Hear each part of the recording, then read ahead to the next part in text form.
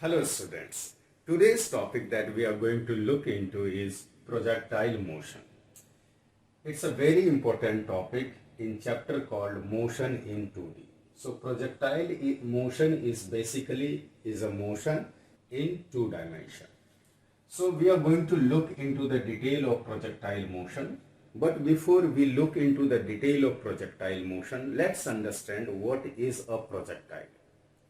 I'm sure when you were a small kid, you might have thrown the objects here and there. For example, if you're throwing a ball to your friend so that he may catch it, then that ball will be called a projectile.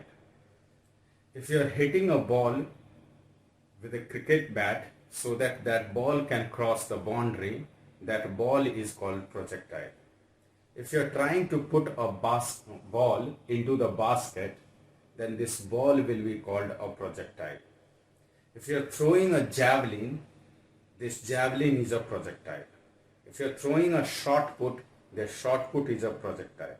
If someone happens to fire the gun, the bullet will be called projectile.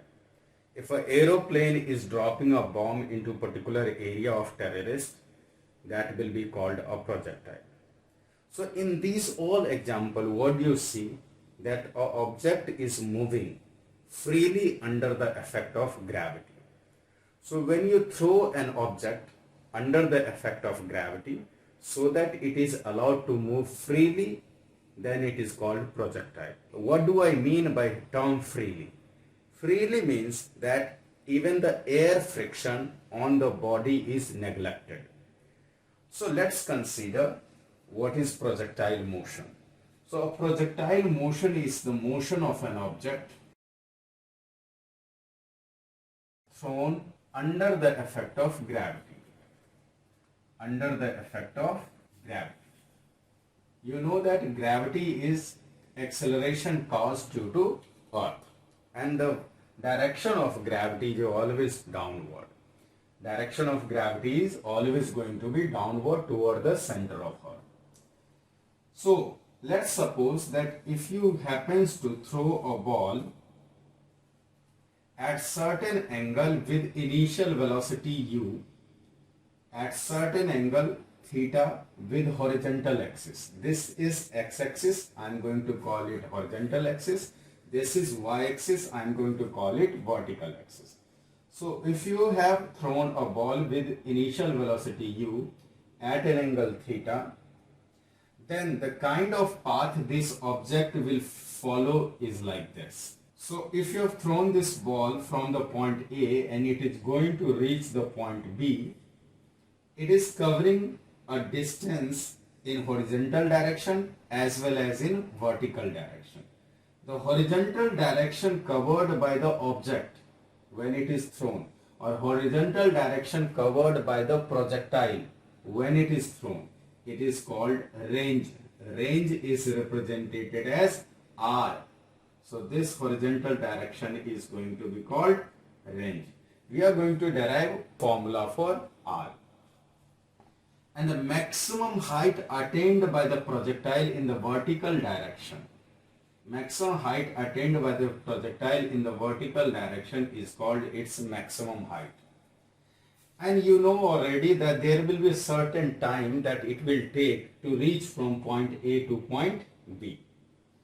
The time taken for this object which is thrown with initial velocity u to reach from point A to B will be called time of flight. What is time of flight? Time of flight is that time period during which this projectile is in air. So once it is projected from point A and it is reaching to point B, then during these 2 points, this object is in air. So time taken by the projectile to reach from the point A to point B, or the point of projection to the point where it hits the ground, is called time of flight. So we are going to mainly derive these 3 terms: time of flight, maximum height of the projectile, which is represented by capital H, and the range of the projectile, which is called R. Range is horizontal maximum distance covered by the projectile. Height is maximum height or the vertical distance covered by the projectile, and time is time of flight represented by capital T is the time taken between point A to point B. But before deriving it, there are few things that we have to consider for projectile, which are very important to understand before deriving these parameters of the projectile.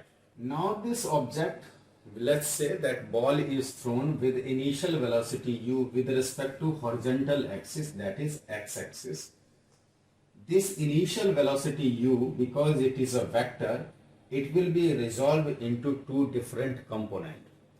It will be resolved into a component called along the horizontal axis called ux, and another component that it will have is along vertical axis called uy. So this ux will be what? U cos theta, and this uy will be equal to what? U sin theta. Of course, we find this component with a trigonometric function for cos theta and sin theta. Now we can see that this initial velocity u has been resolved into two different velocity along the horizontal axis, which is u cos theta, along the vertical axis, which is u sin theta. This u cos theta velocity, which is the horizontal velocity, always remains constant during the motion of the projectile. So u cos theta or ux, which is equal to u cos theta, always it is constant. It is constant.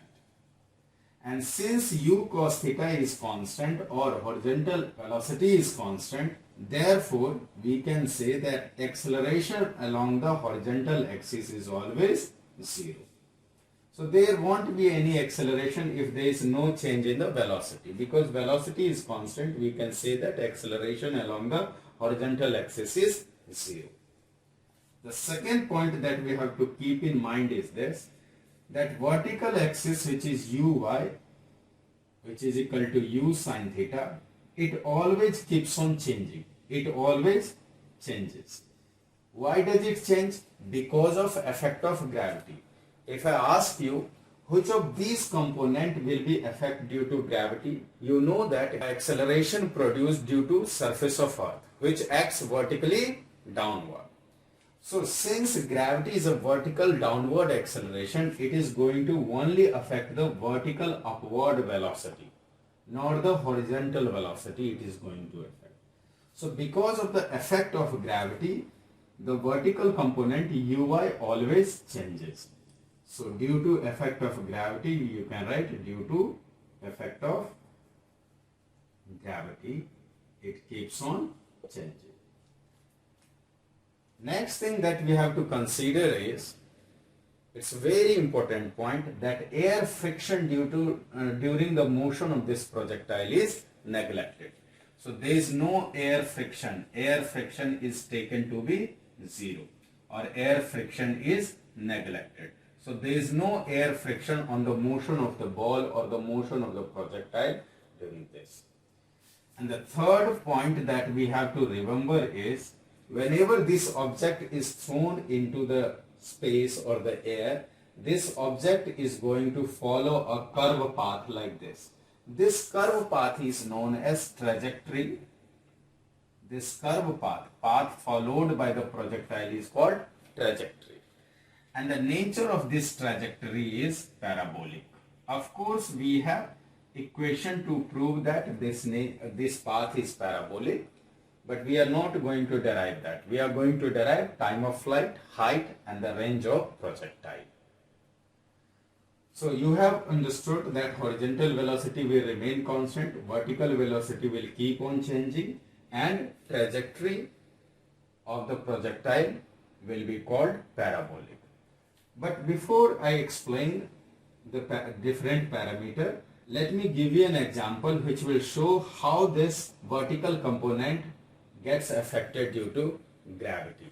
So let's consider that I am going to throw this ball vertically upward.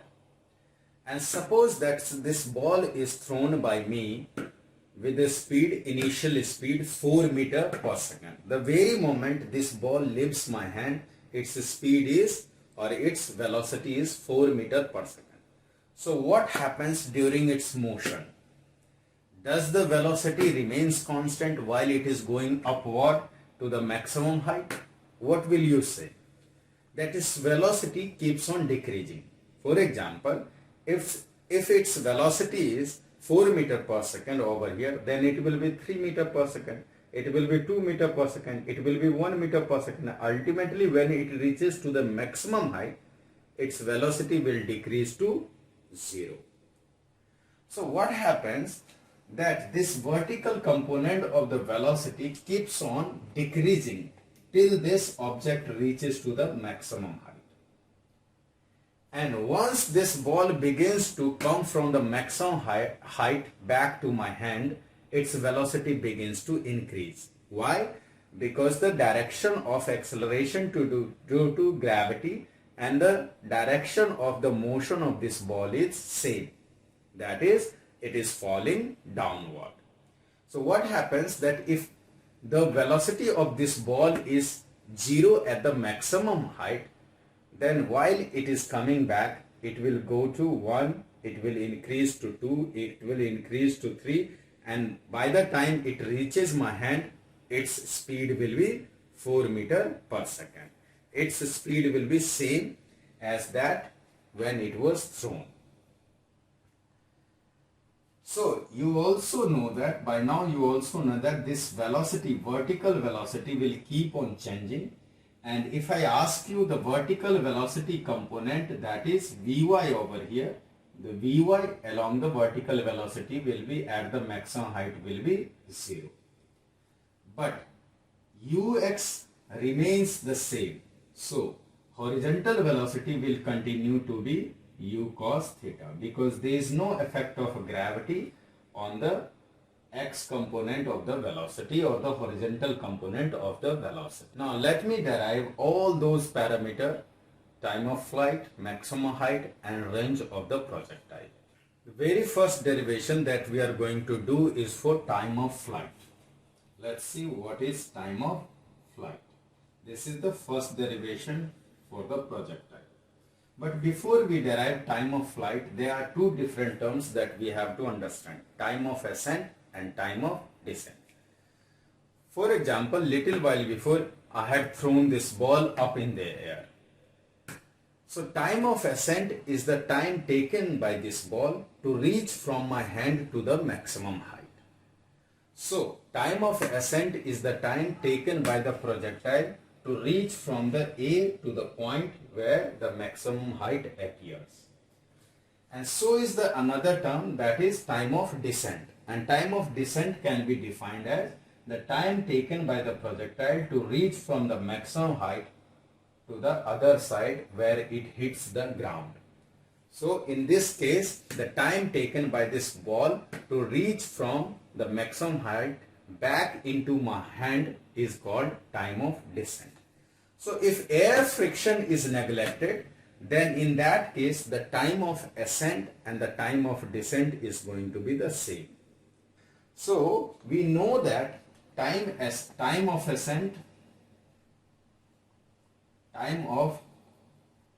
ascent is equal to time of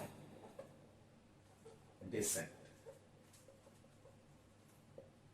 Let's say time of ascent is written as TA or time of descent is written as TD, which are equal to each other. So let's consider it to be T.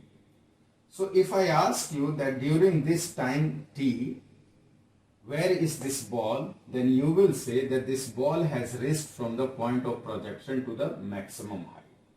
So let's look according to the first equation of motion. According to first equation of motion,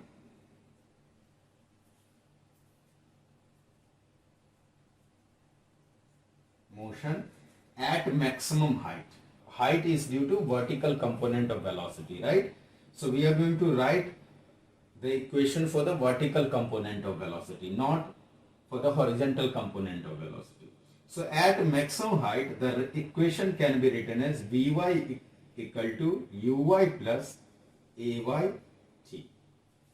So this Vy at maximum height is 0. Why? Because by that time the ball has reached from the point A to the maximum height, and we saw a little while before that at maximum height the vertical component of velocity is 0. So this velocity is 0. So this equation, and we also know that Ay is equal to minus g. Why? Acceleration along the y-axis is minus g, because gravity is acting always downward. All the physical quantities which are acting downward during the motion of the projectile, we are going to consider it negative. So that's why we can say that vertical component or vertical acceleration is minus g, because it is acting downward. And whereas uy is equal to u sine theta, and it is positive. Why? Because it was initially along the vertical upward direction. So this equation can be written now as 0 equal to u sine theta minus gt. Remember that this t is a time of ascent or time of descent. So this equation can be further written as gt equal to u sine theta, and t will be equal to u sine theta upon g. So we have just found the formula for the time of ascent, and you know that this time, the time taken by the projectile from reach to the A to the maximum height is called time of ascent, and time taken to reach from the maximum height to the ground is time of descent. So we can write this time of flight as total time during which the ball remains in the air is capital T, time of ascent plus time of descent. And we have just seen that in case air friction is neglected, these two times are same. So time of flight can be written as twice of t, or twice of time of ascent, or twice of time of descent. So this t, capital T, which is time of flight, can be written as 2u sine theta by g. So this is the final formula for the time of flight. The second derivation that we are going to look is for maximum height of the projectile, and that's also along that is the motion along the vertical axis. Now let's derive the maximum height of the projectile, which is denoted as capital H. We know that maximum height of the projectile is achieved not due to horizontal component of the velocity, but due to vertical component of the velocity. Horizontal component will be responsible for this object to travel in horizontal direction, but vertical component of the velocity is responsible for this object to cover a distance or cover or travel in the vertical direction. So maximum height of the projectile, and for that we are going to use the third equation of motion. So according to third equation of motion, which is Vy square will be equal to Uy square plus 2as. S denotes the displacement of the projectile, and here in this case the displacement in the vertical direction is h. So we know that s is equal to vertical upward distance, that is equal to h. Also we see that vertical component of the acceleration is minus g, because it is always acting downward. At maximum height, the vertical component of the velocity Vy will be equal to 0, and initial velocity along the y-axis was u sine theta.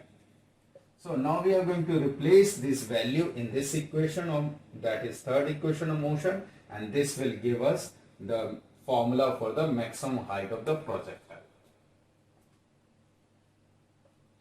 So this Vy square will be equal to 0. It can be written as 0 square equal to u sine theta whole square plus 2, the value of Ay is minus g, into the value of S is maximum height of the projectile, that is capital H. So this equation can be further written as 0 equal to u square sine theta, sine square theta minus 2z h. And further it can be written as 2z h will be equal to u square sine square theta.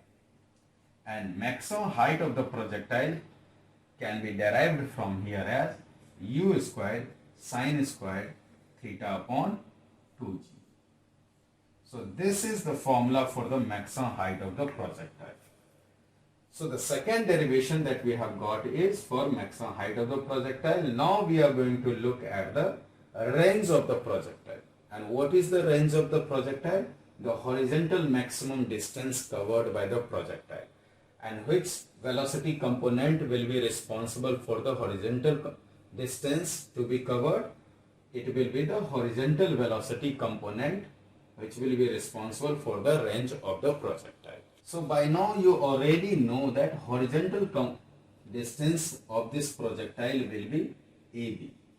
And this horizontal distance AB will be can be given as speed into time.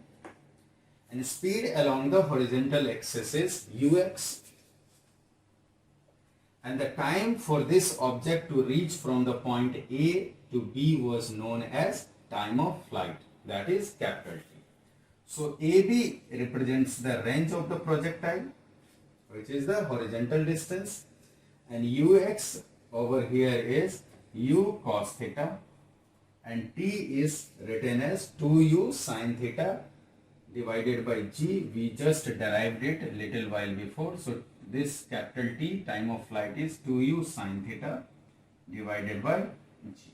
R can be further written as 2u square cos theta sin theta divided by g. So this is the formula for the range of the projectile. We can also use the trigonometric formula over here, and we know that 2 sin theta cos theta is always equal to sin 2 theta. So from here we can write 2 sin theta cos theta as range will be equal to, in that case, u square sin 2 theta divided by g. So I hope that you have understood how to derive the time of flight, how to derive the maximum height of the projectile and the range of the projectile. Why are we talking about these different factors? If one country is about to buy a tank from another company, for example, India is about to buy a tank from Russia. What are we going to talk about? About that tank or the shell that it fires. We are going to talk about the range of the tank. That how many kilometer can it fires? What is the maximum horizontal distance that it can cover? So that even if our enemies at the farthest distance, we can shoot them out. And how efficient it is going to be. How in less time we are going to cover that maximum range of the projectile. So in dealing those things, we require range, we require time of flight, we require maximum height also. So now we are going to look at the special cases of these formula, that in which case the range or the height or the time of flight is maximum. So case 1, let's discuss. Let's discuss now the case 1, which says that if theta is 90 degree, which means that this ball is thrown vertically upward. So in this case, what will happen to the maximum height and what will happen to the range, or what will happen to the time period? Let's see. That maximum height can be written as u square sine 90 square, because in formula there is a sine square of theta. So sine 90 square can be written as sine 90 square divided by 2g. And we know that sine 90 gives you a value 1. H will be equal to u square multiplied by 1 divided by 2g. So maximum height comes out to be u square upon 2g. So this is known as maximum height of the projectile. So maximum height of the projectile. So if somebody asks you in which case a projectile covers maximum height, that is when the object is thrown at 90 degrees. Suppose you and your friend are putting a bet that who throws the stone to the maximum height. Then at what degree angle will you throw that stone? Are you going to throw it at 0 degree? Are you going to throw it at 45 degree or 60 degree or 30 degree? To have the maximum height of the thrown object or the stone, you will throw it at 90 degree upward direction. So in case if a projectile is projected at an angle 90 degree, it will cover maximum height. What happens to the range? Range is given as u square sine 2 theta. Sine 2 theta can be written as sine 2 into 90 divided by g, or sine 2 into 90 is equal to sine 180 degree, and the value of sine 180 degree is 0.